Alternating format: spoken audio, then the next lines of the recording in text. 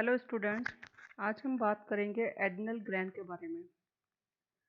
जैसा कि हम इस डायग्राम में देख रहे हैं, ये दोनों हमारी किडनी हैं और इसके जस्ट ऊपर one pair of adrenal gland दिखाई दे रही है, कॉनिकल इन शेप। जैसा कि हमने अभी बात की कि एक जोड़ी किडनी है तो उसी के ऊपर पाई जा रही है, तो एक जोड़ी ही एड्रिनल ग्लैंड पाई जाएंगी। इनका वजन 4 ग्राम होता है। इनमें 2 डिस्टिंक्ट पार्ट पाए जाते हैं, जिसकी बात हम यहाँ पे इस डायग्राम को देखते हुए करेंगे। ये बीन शेप जो रेडिश कलर में ये किडनी है, इसके जस्ट ऊपर ये टोपी नुमा जो कॉनिकल शेप स्ट्रक्चर है, ये एड्रिनल ग्लैंड की है। इसका एक जूम रूप हम यहाँ देख रहे हैं।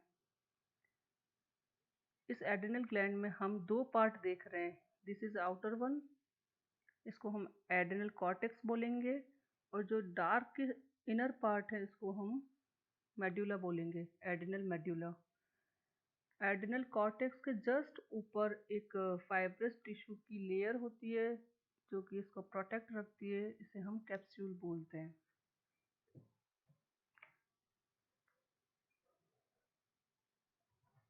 ये येलोइश पिंकिश इन ऑरिजिन होती है और शेप में कॉनिकल शेप्ड होती है।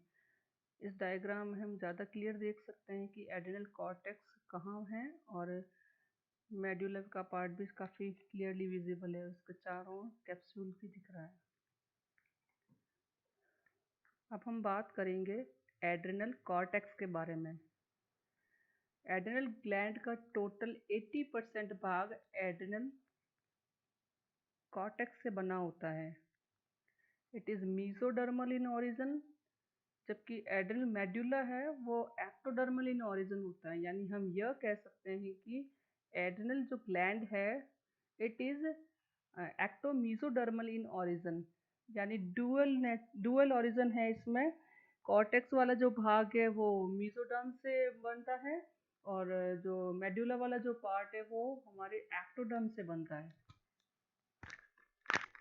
एड्रिनल कॉर्टेक्स से काफ़ी सारे हार्मोन्स निकलते हैं, जिनको हम एक कैटेगरी में रखते हैं और उसको बोल देते हैं कि कॉर्टिकोस्टेरॉइड्स।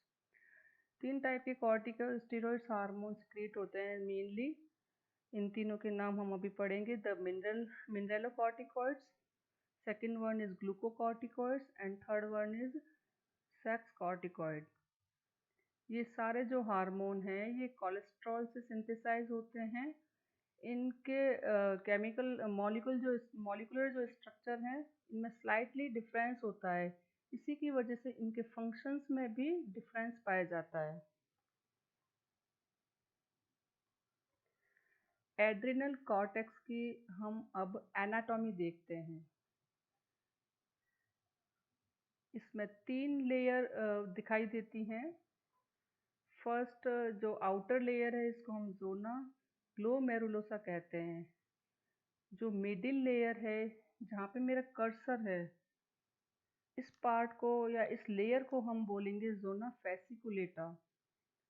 और जस्ट इससे भी नीचे जो पार्ट है इनर वन जो पार्ट है एड्रिनल कॉर्टेक्स का, उसको हम बोलेंगे जोना रेटिकुलरिस। यानी ये first one is zona glomerulosa, जिससे कि मिनरलोकॉर्टिकॉइड्स हार्मोन क्रिएट होते हैं। जोना फेसिकुलेटा जो कि मिडिल पार्ट है, और ये काफ़ी ज़्यादा अमाउंट में ये रीजन पाया जाता है। इससे निकलने वाले हार्मोन ग्लूकोकॉर्टिकॉइड्स हैं। And the last one is zona reticularis, जिससे कि सेक्स कॉर्टिकॉइड्स हार्मोन क्रिएट होते हैं। और सबसे ऊपर जो ये ग्रीनिश वाला पार्ट है, ये आउटर जो कॉर्टेक्स है इससे जस्ट ऊपर जो फाइब्रस लेयर की हम बात कर रहे थे, ये वही पार्ट है। सबसे नीचे एड्रिनल ग्लैंड के सबसे इनर जो पार्ट होता है एड्रिनल मेडुला, वो भी यहाँ पे दिखाई दे रहा है। यहाँ हम ये भी देख रहे हैं कि इसमें इस तरीके की जो एड्रिनल कॉर्टेक्स के अंदर 3 लेयर में डिस्टिंक्शन है, वैसा इसमें नज़र नहीं आ रहा है। तो हम फर्स्ट जो बात कर रहे हैं लेयर की, वो है द जोना ग्लोमेरुलोसा। इस लेक्चर में हम ओनली इसी लेयर की बात करेंगे, इससे निकलने वाले हार्मोन की बात करेंगे। इससे जो नेक्स्ट लेक्चर होगा उसी में हम बाकी की जो लेयर हैं zona fasciculata and zona reticularis, इससे निकलने वाले हार्मोन हम नेक्स्ट वाले लेक्चर में पढ़ेंगे। So let's start with zona glomerulosa. जैसा कि अभी हमने इस डायग्राम में देखा कि जोना ग्लोमेरुलोसा जोना फेसिकुलेटा और रेटिकुलरिस के कंपेयर में बहुत ही कम मात्रा में ही है, यानी ये 15% पार्ट होता है टोटल एड्रिनल कॉर्टेक्स का। इससे निकलने वाले हार्मोन्स को एक कैटेगरी में रखते हैं जिनको बोलते हैं मिनरलोकॉर्टिकॉइड्स। जैसा कि नाम से शो हो रहा है, मिनरलोकॉर्टिकॉइड्स रेगुलेट मिनरल मेटाबॉलिज्म, यानी मिनरल्स के उपापचय को ये रेगुलेट करता है and control the sodium and potassium ratio in extracellular and intracellular fluids. यह एक्स्ट्रासेलुलर और इंट्रासेलुलर फ्लूइड में सोडियम और पोटेशियम के अनुपात को भी नियंत्रित करता है। जैसे अगर प्लाज्मा में सोडियम कंसंट्रेशन डिक्रीज हो रही हो या फिर ब्लड का वॉल्यूम गिर रहा हो, या हम प्लाज्मा के अंदर पोटेशियम कंसंट्रेशन को इंक्रीज पाते हैं, तब इस मिनरलोकॉर्टिकॉइड का सिक्रेशन का स्टिमुलेशन मिलता है। मेजर मिनरलोकॉर्टिकॉइड्स में हम बात करते हैं एल्डोस्टेरोन की। एल्डोस्टेरोन हार्मोन 90% मिनरलोकॉर्टिकॉइड एक्टिविटी रखता है।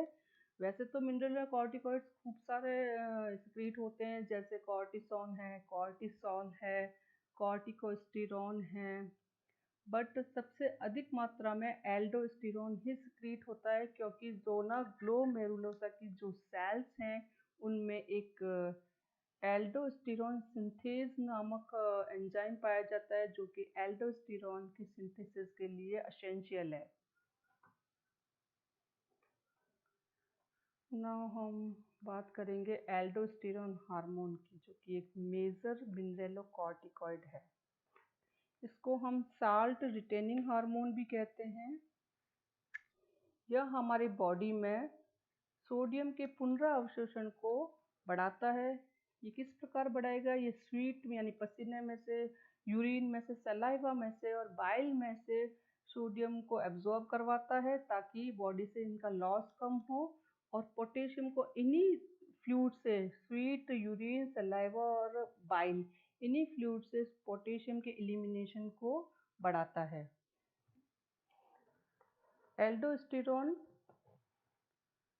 सोडियम के रीअब्जॉर्प्शन को इंक्रीज या एनहांस कर ब्लड का ऑस्मोटिक प्रेशर भी बढ़ाता है, जिसके कारण यूरिन से वाटर का पुनरावशोषण भी बढ़ता है। It also regulate the blood pressure and certain electrolytes.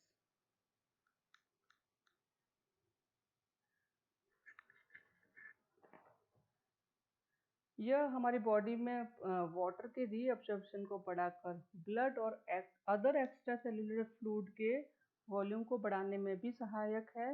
इसलिए हम शॉर्ट में कह सकते हैं कि मिनरलोकॉर्टिकॉइड्स जो हैं वो मेंटेन करते हैं वाटर एंड इलेक्ट्रोलाइट बैलेंस को हमारी बॉडी में, ताकि हमारी बॉडी के ब्लड वॉल्यूम मेंटेन रहे, उनमें इलेक्ट्रोलाइट और वाटर मेंटेन रहे। So this is all about mineralocorticoid. Next lecture में हम बात करेंगे जोना ग्लोमेरुलोसा के बाद की जो लेयर थी, जोना फेसिकुलेटा, उससे निकलने वाले ग्लूकोकॉर्टिकॉइड हार्मोन्स की, और उसके जस्ट बाद में एड्रिनल कॉर्टेक्स की लास्ट जो लेयर है, जोना रेटिकुलरिस, इससे निकलने वाले सेक्स कॉर्टिकॉइड्स की। सो सी यू सून।